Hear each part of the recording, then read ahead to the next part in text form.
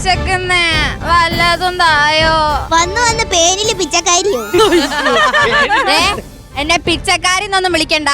ഞാൻ നല്ല റോയൽ ഫാമിലിയിലെ പേനാണ്. ആണോ? മനസ്സിലായില്ല. മനസ്സിലായില്ല? ഞാനാണ് ശ്രീവിദ്യ ചേച്ചിനെ തലയിൽ പേന്. വിശക്കുന്നേ.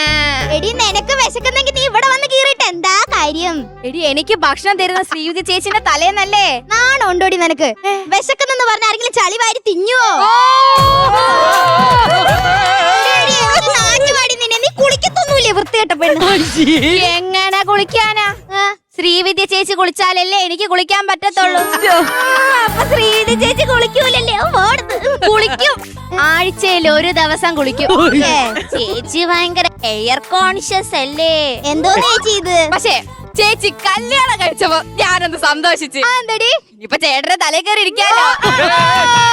പക്ഷെ അവിടെ എനിക്ക് പരാജയമായിരുന്നടി. എന്താടി? ചേട്ടൻ 2 ആഴ്ചയിൽ ഒരിക്കലേ കുളിക്കത്തുള്ളൂ. ചേച്ചിനേക്കാളും വലിയ ഹെയർ കോൺഷ്യസ് ആണ് ചേട്ടൻ. ചേച്ചിയാണെങ്കിൽ ആഴ്ചയിൽ ഒരു ദിവസമെങ്കിലും കുളിക്കുമല്ലോ.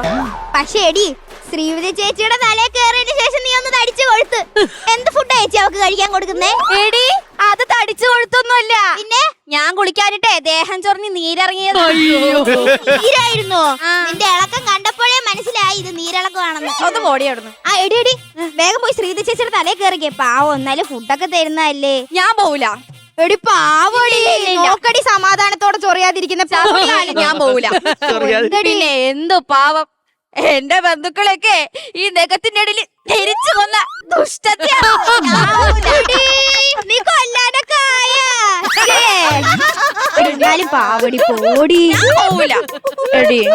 എടി ഞാൻ എന്റെ കൂടെ എലീന ചേച്ചിന്റെ തല എടി ഇത് നോക്കടി. എലീന ചേച്ചിന്റെ മുടിയൊക്കെ എന്നെ മാടി വിളിക്കുന്നെടി. എടി നീ കാണുന്ന പോലെ ഒന്നല്ല. എലീന ചേച്ചിയുടെ തലയെ പേന്മാള അങ്ങോട്ട് മാറിക്കേ. സ്ഥലമില്ല. അപ്പോഴവളും കൂടി പോ അവിടുന്ന്.